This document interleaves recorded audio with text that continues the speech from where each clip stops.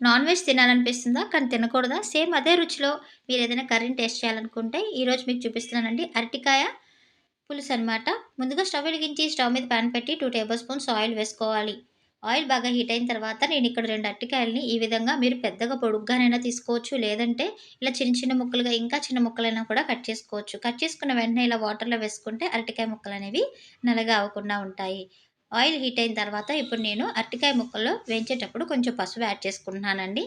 అరటికాయ ముక్కలు డైరెక్ట్‌గా ఏసేస్తే ఏంటంటే దానికి జిగురు పదార్థం ఉంటుంది కదా! దానివల్ల ఆ జిగురనేది మనం పులుసులో వేసినప్పుడు అంత టేస్ట్ రాదనమాట. కొంచెం ఇలాగా ఫ్రై చేసుకుంటే ఏంటంటే, ఆ జిగురంతా పోయి కొంచెం క్రిస్పీనెస్ ఒచ్చి చాలా బావుంటుంది. మనకి చేప ముక్క తిన్నంత ఫీల్‌లో ఉంటామనమాట. కొంతమందేంటంటే ఉండి, ఉండి నాన్ వెజ్ మానేస్తారు. కానీ వాళ్ళకి తినాలనిపిస్తూ ఉంటుంది. అలాంటి వాళ్ళకి కానీ, లేదంటే వెజ్ తినే వాళ్ళకి కూడా మంచి టేస్టీ, రుచిగా రావాలన్నా ఇలా ఒకసారి ట్రై చేసి చూడండి. సిమ్‌లో పెట్టేసుకొని ఒక 2 నిమిషాలు ఈ విధంగా ఫ్రై చేసుకోండి. కొంచెం క్రిస్పీగా పైన ఒక గోల్డెన్ కలర్ లేయర్ వచ్చేంత వరకి ఫ్రై చేసుకోవాలి. సిమ్‌లో పెట్టే ఫ్రై చేసుకోండి. మనం తక్కువ ఆయిల్‌తోని మంచి క్రిస్పీగా ఫ్రై చేసుకోవచ్చనమాట. చూడండి ఇలా మధ్య మధ్యలో కలుపుకుంటూ ఒక 2 నిమిషాలు ఫ్రై చేసేసుకుంటే సరిపోతుంది. ఇప్పుడు ఇలా ఫ్రై అయిపోయిన వాటిని మనము తీసేసుకుందాము. చాలా సింపుల్ అండి. కానీ చాలా టేస్టీగా ఉంటుంది. చాలామంది అరటికాయని ఫ్రై చేసుకుంటారు కానీ కర్రీ వండుకోరు. ఒకసారి ఈ విధంగా కర్రీ వండుకొని చూడండి. మధ్య మధ్యలో కలపకపోతే గనక ఈ విధంగా అంటుకుపోతూ ఉంటుందండి. అందుకని చెప్పి ఖచ్చితంగా కలుపుకుంటూ ఉండాలి. అరటికాయ చాలా తొందరగా ఉడికిపోతుంది. చాలా హెల్త్ బెనిఫిట్స్ కూడా ఎక్కువగా ఉంటాయి అరటికాయలో. ఇలాగ నేను ఫ్రై అయిన వాటన్నిటిని ఒక ప్లేట్‌లోకి తీసేసుకున్నాను.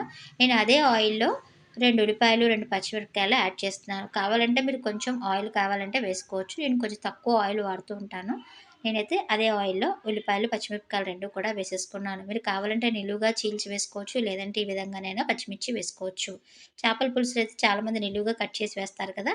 మా ఇంట్లో ఎక్కువ స్పైసీ తినరండి. కావాలంటే మీరు చేపల కూర టేస్ట్‌లా ఉంటుంది కాబట్టి ఆ పచ్చిమిరపకాయ తినేవాళ్ళైతే గనక నిలువుగా కట్ చేసి యాడ్ చేసుకోవచ్చు. ఇక్కడ నేను ఉల్లిపాయలు కొంచెం వేగిన తర్వాత కొంచెం కరివేపాకు, అలాగే నేనిక్కడ అల్లం వెల్లుల్లి పేస్ట్ ఉంటే అల్లం వెల్లుల్లి పేస్ట్ వేసుకోండి. నేనైతే ఇక్కడ వెల్లుల్లి, జీలకర్ర 2 దంచి యాడ్ చేసుకున్నాను. ఇప్పుడు కరివేపాకు, వెల్లుల్లి పేస్టు ఇవన్నీ కూడా మంచిగా 2 నిమిషాలు మగ్గిన తర్వాత మిగతా ఇంగ్రీడియెంట్స్ యాడ్ చేసుకుందాము. వెల్లుల్లి, జీలకర్ర ఫ్లేవర్ చాలా బావుంటుందండి. ఎప్పుడైనా మీరు కర్రీస్ వండినప్పుడు అల్లం వెల్లుల్లి పేస్ట్ లేకపోతే ఇలాగ వెల్లుల్లి, జీలకర్ర దంచి యాడ్ చేసుకోండి. అయితే ఇప్పుడు మనము అరటికాయ పులుసు చేస్తున్నాం కాబట్టి టమాటాలు ఎక్కువ అవసరం పడవండి. నేనైతే మీడియం సైజ్ 2 టమాటాలు తీసుకున్నాను. దీనిపైన కొంచెం ఉప్పు వేసేసుకొని మూత పెట్టేసి ఒక 2 నిమిషాలు కుక్ చేసుకుంటే మనకు టమాటా కూడా మంచి మెత్తగా ఉడికిపోతుంది. టమాటా మంచి మెత్తగా ఉడకాలండి. ఉడికిన తర్వాత మిగతా ఇంగ్రీడియెంట్స్ అనేది యాడ్ చేసుకుందాము. టమాటా మంచి మెత్తగా ఉడికింది కదా! ఇప్పుడు నేను ఇక్కడ 1 టేబుల్ స్పూన్ కారం యాడ్ చేసుకున్నాను. అలాగే 1 టేబుల్ స్పూన్ ధనియాల పౌడర్, పావు టేబుల్ స్పూన్ ఇంట్లో పట్టిన మసాలా కాబట్టి పావు టేబుల్ స్పూన్ వేసుకున్నానండి గరం మసాలా. ఒకవేళ మీరు బయట నుంచిదైతే హాఫ్ టేబుల్ స్పూన్ వేసుకోండి. ఇవన్నిటిని కూడా మంచిగా ఒక 2 నిమిషాలు నూనె తేలేంత వరకి కుక్ చేసుకోవాలి.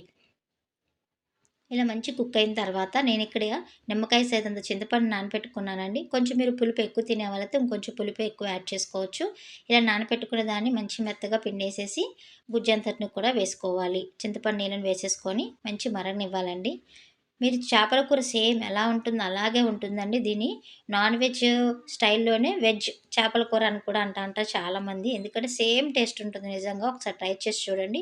మీరు మసాలాలు కొంచెం ఎక్కువ తింటారంటే కనుక మసాలా పౌడర్ యాడ్ చేసుకోవచ్చు, ఇబ్బంది లేదు. ఇలాగ చింతపండు పులుసు వేసేసుకున్న తర్వాత మీరిప్పుడు రుచికి సరిపడినంత సాల్ట్ కూడా చూసేసుకొని సాల్ట్‌ని యాడ్ చేసేసుకుందాము. ఒకసారి మిక్స్ చేసేసి ఇందాక ఫ్రై చేసి పెట్టుకున్న అరటికాయ ముక్కలు కూడా వేసేసుకుందాము. మనకి చేపల కూరలో చూడండి మొత్తం అంతా పులుసంతా వేసిన తర్వాత కొంతమంది చేపలు వేస్తుంటారు కదా! అలాగే ఈ విధంగా మనము అరటికాయ ముక్కలు వేసుకోవాలి. అరటికాయ ముక్కలకి పులుపంతా పట్టి భలే టేస్టీగా ఉంటుందండి. మీరైతే ఖచ్చితంగా ఒకసారి ట్రై చేసి చూడండి. ఈ ముక్కలు వేసేసుకొని ఇప్పుడు మూత పెట్టేసి సిమ్‌లో పెట్టేసి 10 నిమిషాలు కుక్ చేసుకోండి. మనకి పులుసంతా కూడా కొంచెం చిక్కబడుతుంది.